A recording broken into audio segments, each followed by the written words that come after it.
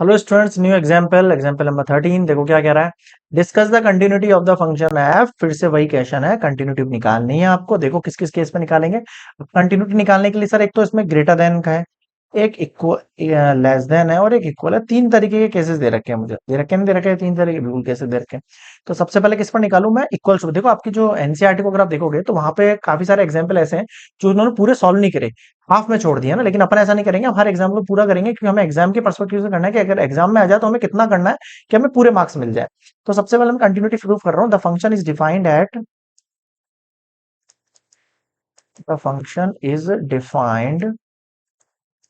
Eight x equals to zero की मैं बात कर लेता हूँ। सर जीरो की बात करूंगा तो फंक्शन मेरा f x equals to f होगा। ठीक है sir. The function is defined at x equals to zero and the value and the value of f is कितनी हो जाएगी? अगर मैं यहाँ जीरो पुट करता हूं तो मेरे पास क्या निकल के आएगा? जीरो निकल कर आएगा। ठीक है। नाउ अब आपको क्या करना है? The left hand limit of the left hand limit of f at x equals to zero पर लेफ्ट हैंड लिमिट क्या हो जाएगी? देखो, limit x tends to zero negative f x, limit x tends to zero negative. Sir negative के लिए मुझे ये वाला पॉइंट उठाना पड़ेगा ना? हाँ सर उठाना पड़ेगा। तो ये एक्स स्क्वायर है, तो यहां आप जीरो स्क्वायर करोगे तो कितना निकलेगा? जीरो निकलेगा। ठीक है सर, आगे देखो। The right hand limit of f at x equals to zero पर राइट हैंड लिमिट कितनी हो जाएगी वो देखो। Limit x tends to zero positive f x equals to limit x tends to zero positive.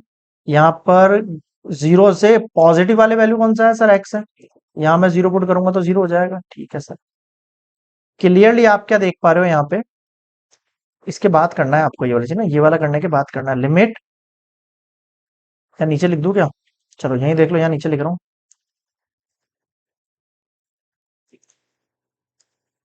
Clearly limit x tends to zero negative equals to, एक second यहाँ function भी आएगा, f x equals to limit x tends to zero positive f x equals to f zero equals to.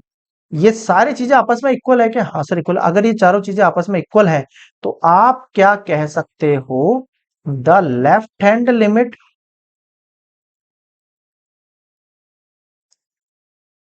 Of f at x equals to zero and the right hand limit, क्या comma लगा दो, the right limit of f and the value of f is are coincide. Coincide का मतलब क्या है? एक के ऊपर एक है, तो आपको ग्राफ बनाते वक्त यहाँ पे किसी वैल्यू को उठाना नहीं है। ऑफ एफ आर कोइंसाइड, अगर ये कोइंसाइड है इसका मतलब आप क्या कह सकते हो? Thus f is continuous at x equals to zero. X equals to zero पे एफ क्या है? कॉन्टिन्यूअस है, कॉन्टिन्यूअस फंक्शन है ये। क्या है? कॉन्टिन्यूअस फंक्शन है। बताओ समझ में आ गया क्या? ये मैंने at x equals to zero पे बात करी, अब मैं ग्रेटर देन और लेस देन पे बात करूंगा। आ जाओ यहाँ पे नेक्स्ट स्लाइड पर आप आ जाओ। अब इसकी बात कर लेते हैं। तो हम क्या ले रहे हैं? लेट, अब आप कोई भी नंबर चूज करो, let c be any real number.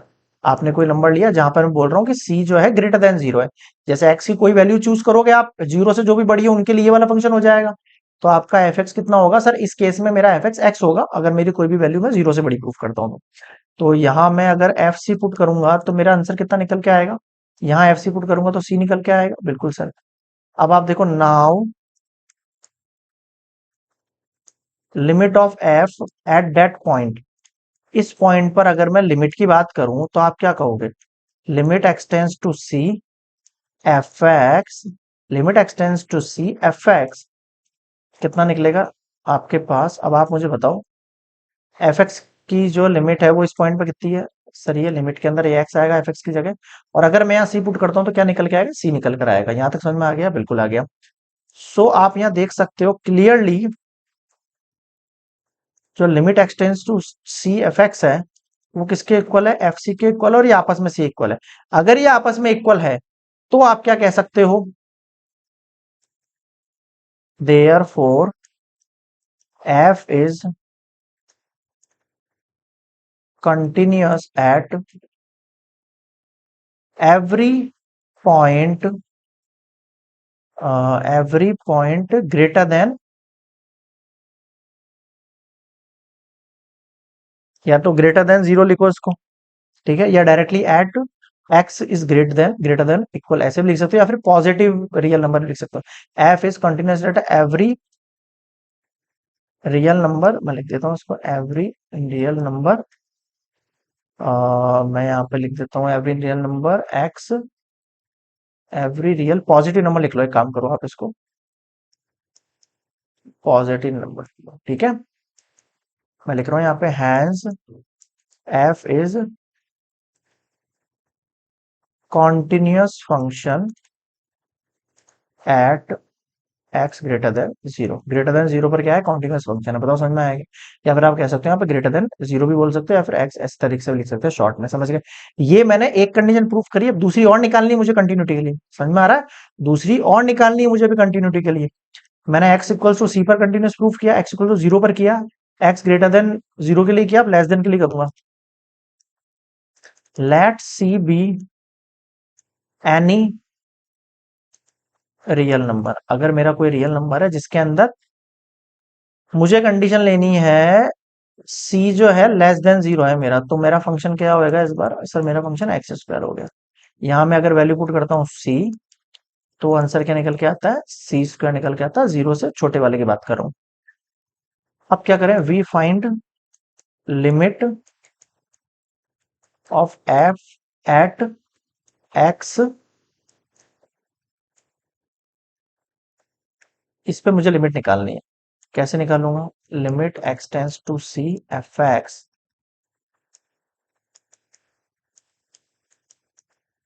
F x की वैल्यू कितनी हो रही है सर, यहाँ पे मुझे एक्स स्क्वायर पुट करनी है, यहाँ सी पुट कर लूंगा तो सी स्क्वायर आ जाएगा। तो क्लियरली आप क्या देख पा रहे हो सर, क्लियरली हम ये देख पा रहे हैं limit x tends to c f x जो है वो किसके इक्वल है, एफ सी के इक्वल, और जो कि सी स्क्वायर के इक्वल है।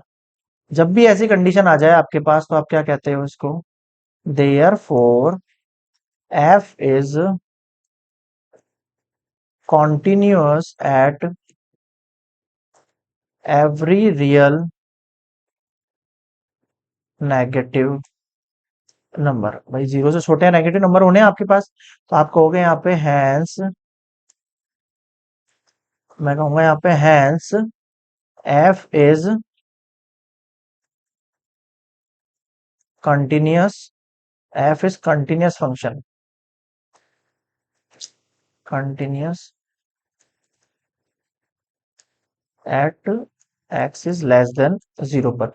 तो आप यहाँ कह सकते हो 10 F is continuous function at every या all point, at all points, सभी पॉइंट्स पर अपन ने इसको क्या निकाल लिया है भैया, कंटिन्यूअस फंक्शन निकाल लिया, ठीक है। राइटिंग का थोड़ा सा आप लोग देख लेना, मतलब राइटिंग क्या है कि टैब पर बैठती नहीं है, टैब पर बैठती क्या, वैसे भी राइटिंग मतलब इतना कुछ खास नहीं है।